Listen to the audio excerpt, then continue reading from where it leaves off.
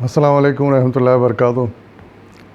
آج سے ہم سورہ الفتح کا مطالعہ شروع کر رہے ہیں۔ اس کی پہلی 6 آیات کا ترجمہ لے کر اس وقت میں حاضر ہوں، سماعت فرمائیے۔ اعوذ باللہ من الشیطان الرجیم، بسم اللہ الرحمن الرحیم۔ اے نبی صلی اللہ علیہ وسلم، ہم نے تم کو کھلی فتح عطا کر دی تاکہ اللہ تمہاری اگلی پچھلی ہر کوتاہی سے درگزر فرمائے اور تم پر اپنی نعمت کی تکمیل کر دے اور تمہیں سیدھا راستہ دکھا دے اور تم کو زبردست نصرت بخشے۔ وہی ہے جس نے مومنوں کے دلوں میں سکینت نازل فرمائی تاکہ اپنے ایمان کے ساتھ وہ ایک ایمان اور بڑھا لیں۔ زمین اور آسمانوں کے سب لشکر اللہ ہی کے قبضہ قدرت میں ہیں اور وہ علیم و حکیم ہے۔ اس نے یہ کام اس لیے کیا ہے تاکہ مومن مردوں اور عورتوں کو ہمیشہ رہنے کے لیے ایسی جنتوں میں داخل فرمائے جن کے نیچے نہریں بہہ رہی ہوں گی اور ان کی برائیاں ان سے دور کر دے۔ اللہ کے نزدیک یہ بڑی کامیابی ہے۔ اور ان منافق مردوں، عورتوں اور مشرک مردوں اور عورتوں کو سزا دے جو اللہ کے متعلق برے گمان رکھتے ہیں۔ برائی کے پھیر میں وہ خود ہی آ گئے۔ اللہ کا غضب ان پر ہوا اور اس نے ان پر لعنت کی اور ان کے لیے جہنم مہیا کر دی جو بہت ہی برا ٹھکانہ ہے۔ صدق اللہ العظیم۔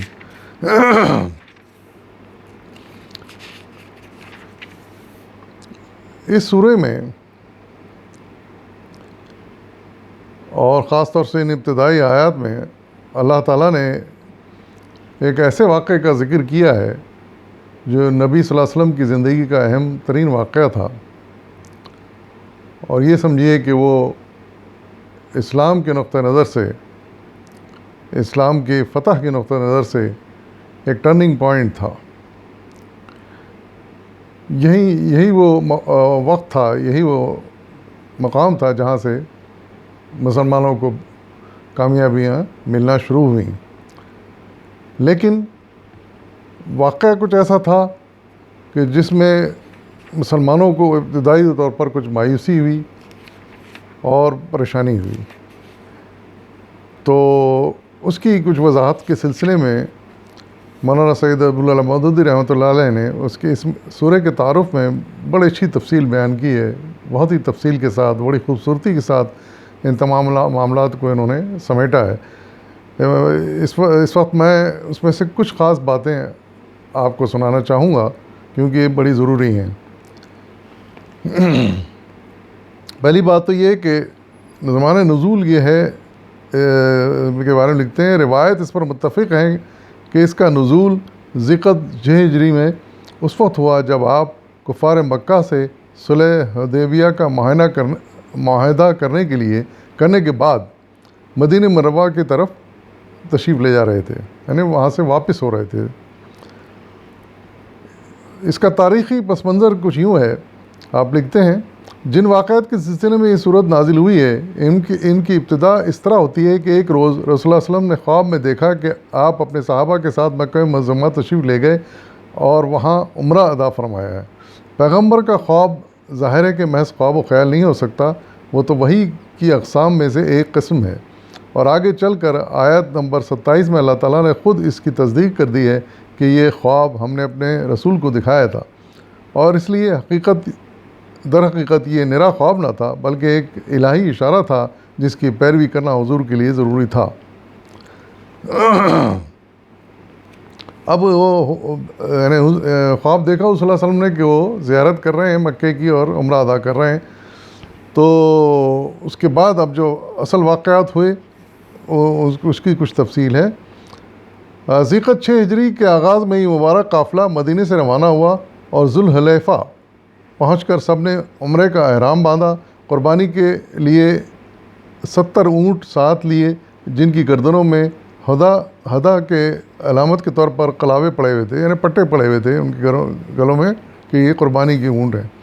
پرتلوں میں صرف ایک تلوار رکھ لی جس کی تمام زائرین حرم کو عرب کے معروف قاعدے کے مطابق اجازت تھی، اور اس کے سوا کوئی سامان جنگ ساتھ نہ لیا، یعنی نیزے، برچھے، ڈھالیں وغیرہ یہ کچھ ساتھ نہیں لے گئے. اس طرح یہ قافلہ لبیک لبیک کی صدائیں بلند کرتا ہوا بیت اللہ کی طرف چل پڑا.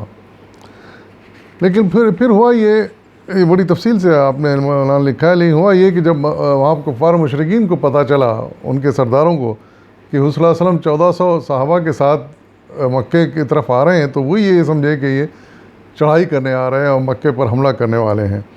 تو انہوں نے بڑے پریشان ہوئے اور انہوں نے پھر کیا کیا کہ اپنے وفد بھیجے، مختلف لوگوں کو بھیجا کہ حضور صلی اللہ علیہ وسلم کو جا کے روکیں، سمجھائیں اور روکیں کہ اس طرف نہ آئیں ورنہ بڑی جنگ ہو جائے گی.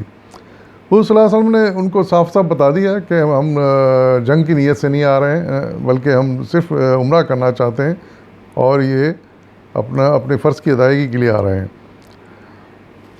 بہرحال وہ نہیں مانے. پھر آخر کار حضور صلی اللہ علیہ وسلم نے حضرت عثمان کو انہیں سمجھانے کے لیے خود بھیجا کہ جاؤ انہیں جا کے سمجھاؤ کہ ہم جنگ کے لیے نہیں آ رہے ہیں. حضرت عثمان گئے، لیکن وہاں پر انہیں روک لیا گیا، وہاں سے واپسی میں تاخیر ہوئی. پھر حضرت تو اس درمیان میں بیعت رضوان ہوئی، یعنی حضرت حضور صلی اللہ علیہ وسلم نے اپنے صحابہ سے جنگ کے لیے بیعت کی، جسے جو بڑے تاریخ میں بیعت الرضوان کے نام سے مشہور ہے.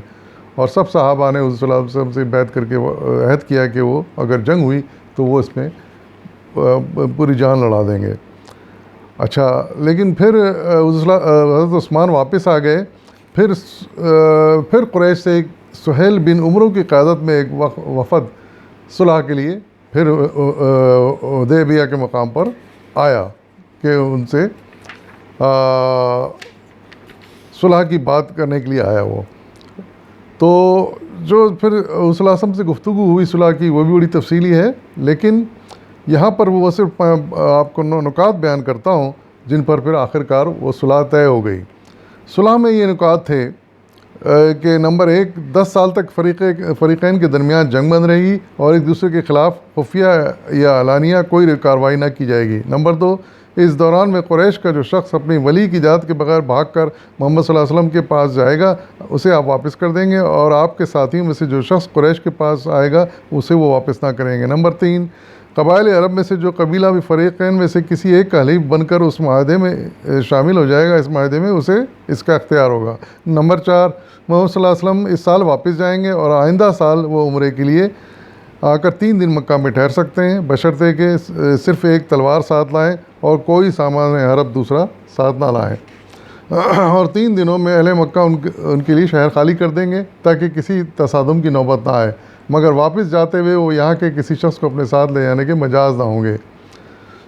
تو جس وقت اس معاہدے کی یہ شرائط طے ہو رہی تھیں، مسلمانوں کا پورا لشکر سخت مضطرب تھا. کوئی شخص بھی ان مصلحتوں کو نہیں سمجھ رہا تھا جنہیں نگاہ میں رکھ کر صلی اللہ علیہ وسلم نے شرائط قبول کی تھیں.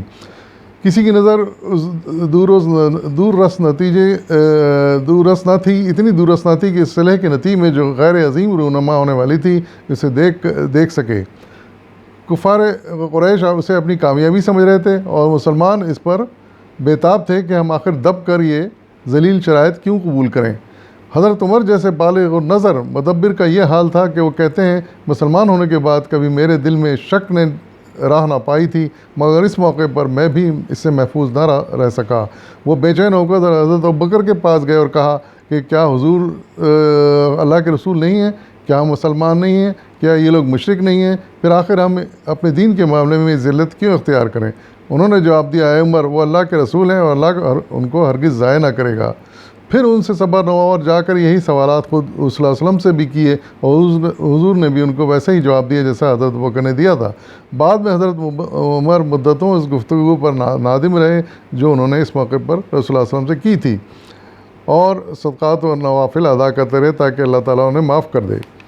تو یہ وہ حالات تھے جن میں یہ معاہدہ طے پایا تھا. انہیں مسلمان اس سے کافی اختلاف کر رہے تھے، لیکن اللہ تعالیٰ نے اسی کو فتح کی اس میں بشارت دی اور اس کو فتح کا موقع قرار دیا. اب یہ فتح کس طرح ثابت ہوئی، اس کے بارے میں کچھ نکات ہیں جو میں اگلے ایپیسوڈ میں آپ کو انشاءاللہ سناؤں گا. وآخر دعوانا والحمد للہ رب العالمین.